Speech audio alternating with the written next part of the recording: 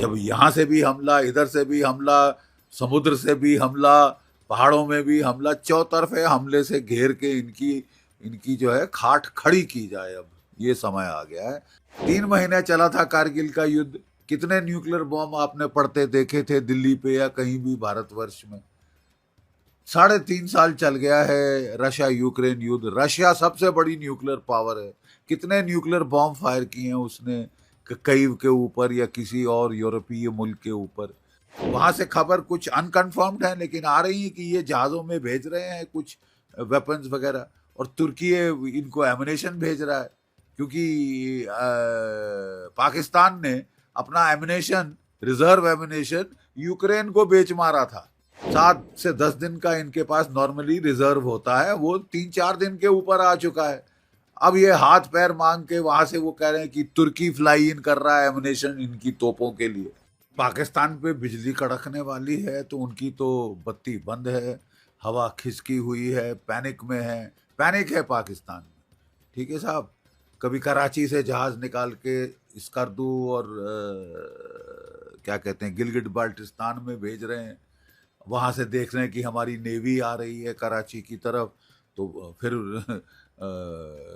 पसीने छूट रहे हैं ठंडे। उनके जो हैं टैंक्स, आर्मर्ड कार्स वगैरह ये सब वो बॉर्डर की तरफ आ रहे हैं। अफगानिस्तान का बॉर्डर खाली कर रहे हैं, बलूचिस्तान को खाली करके आगे भेज रहे हैं। इन्होंने अभी तालिबान के बरखिलाफ 2 एयर अटैक किए थे जनाब, बड़े घोड़े पे चढ़ के, और कोई 52 औरतें बच्चे मारे थे अफगानिस्तान के गाँव में। वो भी चिड़े बैठे हैं, वो भी आगे की तरफ आ रहे हैं, ठीक है। और मैं तो कहता हूं कि भारत को भी एक मौका है कि बगराम एयरबेस में अपने ट्रूप्स उतारे, बात कर ले तालिबान से, और वो उस तरफ से हमला भी करे। जब यहाँ से भी हमला, इधर से भी हमला, समुद्र से भी हमला, पहाड़ों में भी हमला, चौतरफे हमले से घेर के इनकी इनकी जो है खाट खड़ी की जाए। अब ये समय आ गया है और इनके ठंडे पसीने छूट रहे हैं, इसमें कोई शक नहीं है। लेकिन पाकिस्तान के नेताओं ने न्यूक्लियर धमकी देने की अरे साहब, न्यूक्लियर धमकी कब नहीं दी है? ये कोई नई बात है कि न्यूक्लियर धमकी दे दी और हमको डर के मारे गश खा जानी चाहिए? बकवास। 3 महीने चला था कारगिल का युद्ध। कितने न्यूक्लियर बॉम्ब आपने पड़ते देखे थे दिल्ली पे या कहीं भी भारतवर्ष में? 3.5 साल चल गया है रशिया यूक्रेन युद्ध। रशिया सबसे बड़ी न्यूक्लियर पावर है। कितने न्यूक्लियर बॉम्ब फायर किए हैं उसने कईव के ऊपर या किसी और यूरोपीय मुल्क के ऊपर? तो न्यूक्लियर धमकी दे देना बड़ा आसान है, करना बहुत मुश्किल है साहब। क्योंकि कोई कोई ये ऐसी बात नहीं है कि केवल पाकिस्तान के पास न्यूक्लियर वेपन्स हैं, भारत के पास कख नहीं है। जैसे कि बेचारे जापान के खिलाफ जब उनके पास कुछ नहीं था तो अमेरिका ने दाग दिए 2 हथियार। जहां भी न्यूक्लियर सिमेट्री रही है, कहीं किसी की हिमाकत नहीं हुई कि वो वहां पे न्यूक्लियर वेपन चलाए, और चलाएंगे तो भुगतेंगे, क्योंकि हमारे पास 172 क्या सॉरी 180 के करीब न्यूक्लियर वेपन्स हमारे पास हैं। और ये जो हैं ये इनकी जो टनेज है वो पाकिस्तान के 1.5 पौए 2 पौए के बॉम्ब से कहीं ज्यादा है। अगर हमने एक अग्नि 5 भी डाल दिया MIRV पाकिस्तान के ऊपर, तमाम शहर तबाह हो जाएंगे साहब। एक अग्नि 5 से एक नहीं तो किसको धमकी दे रहे हो? किसका बेवकूफ बना रहे हो? NIA को कुछ नई वीडियो भी मिली है जिसमें उन सबूत मिला है, और अब उन्होंने UN में भी इस मुद्दे को रखा है कि वहाँ के जो मिनिस्टर हैं उन्होंने एडमिट किया है कि पिछले काफी समय से। बिल्कुल एडमिट किया है। वो तो 30 साल से कह रहे हैं साहब हम टेररिज्म करते आ रहे हैं अमेरिका के लिए, तो हमें क्यों दोष देते हो? अमेरिका से पूछो ना। है और अमेरिका कह रहा है कि हम टेररिज्म के बिल्कुल बरखिलाफ हैं। डोनाल्ड ट्रंप साहब ने 2 टूक शब्दों में कह दिया है, ठीक है। और ये अब भुगतेंगे अपनी करनी की। सर, आपका मानना है कि इस समय अफगानिस्तान और इस तरफ से मौका है, भारत को मौका नहीं छोड़ना चाहिए, लेकिन चाइना ने भी, चाइना के विदेश मंत्री हैं वो उनकी सपोर्ट में आने के लिए तैयार बैठे हैं। देखिए, पहले तो चीन ने पंगा लिया था लद्दाख में पाकिस्तान के रोने पे, मेरे आका मुझे बचाओ। जब हमने बालाकोट एयर स्ट्राइक करी थी तो रोता हुआ चीन के पास गया था पाकिस्तान, और उस वक्त चीन ने लद्दाख में मिलिट्री एक्सरसाइज करी थी। हम आप सब जानते हैं 2020 में कोविड के दौरान कि कोविड की बीमारी फैला के उसने समझा कि सब कमज़ोर पड़ गए हैं और मैं चढ़ जाऊंगा। ठीक है साहब। और उल्टे बांस बरेली को पड़ गए, गलवान में पिटे। ठीक है। भारत ने टैंक फॉर टैंक, तोप, आर्टिलरी, गन फॉर गन और मैन फॉर मैन मैच कर दिया, ओवर मैच किया। और फिर जो है हमने जो त्रिशूल के ऊपर जो रिज है, कैलाश रेंज, उस पे ऊपर हमने जाके टॉप हाइट्स पकड़ ली, जो कि इनके रेजिमेंटल हेडक्वार्टर के ऊपर थी। ठंडे पसीने इनके भी आ गए थे और इन्होंने बात शुरू की थी कि हमको थॉ चाहिए आपके साथ। क्यों थॉ चाहिए? क्योंकि अमेरिका हाथ धो के इनके पीछे पड़ गया, हाथ धो के इनके पीछे पड़ गया।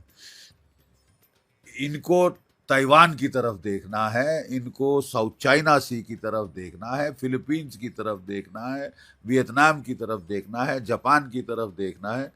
ऐसी हालात में अगर ये टू फ्रंट वॉर करना चाहते हैं तो ये इनकी बेवकूफ़ी है। ठीक है। ये टू फ्रंट वॉर मतलब इनके सारे इस तरफ खिंच जाएंगे जो मेन फ्रंट है उनका, उससे। इसी को समझ के इन्होंने थॉ मांगा था भारत से। थॉ की बातचीत हुई थी और चीज़ें नॉर्मलाइज हो रही थी, लद्दाख में हो गई थी।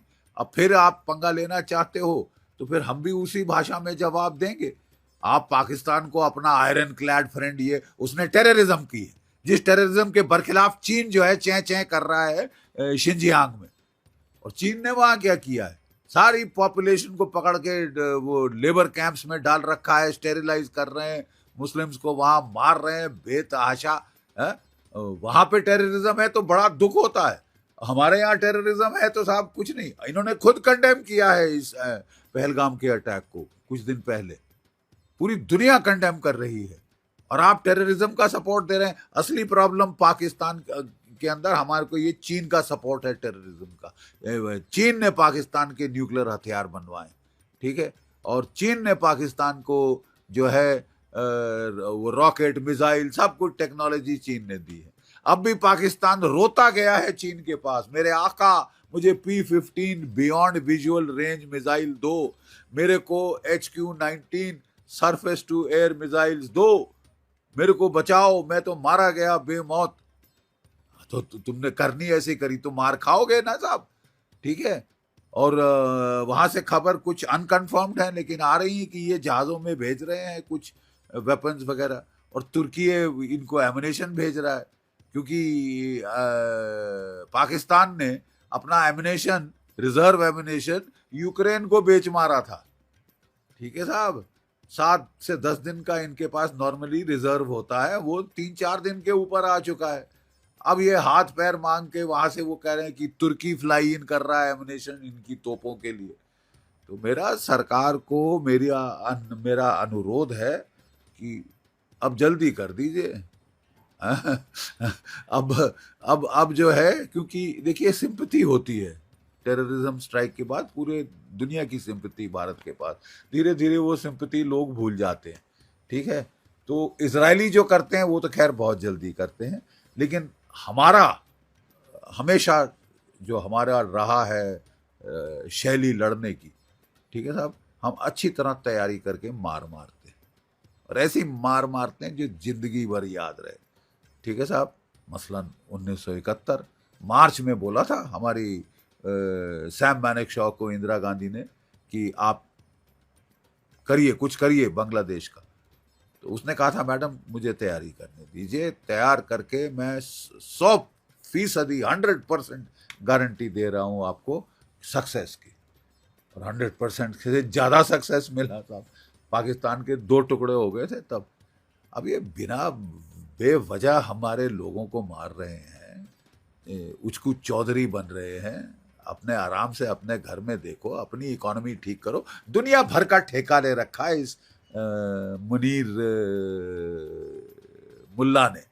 मुल्ला मुनीर ने दुनिया भर का ठेका ले रखा है, इस्लाम फैलाने का, गजवाए हिंद करने का, बांग्लादेश में तख्ता पलटने का, पंजाब में उंगल देना, जम्मू कश्मीर में उंगल देना।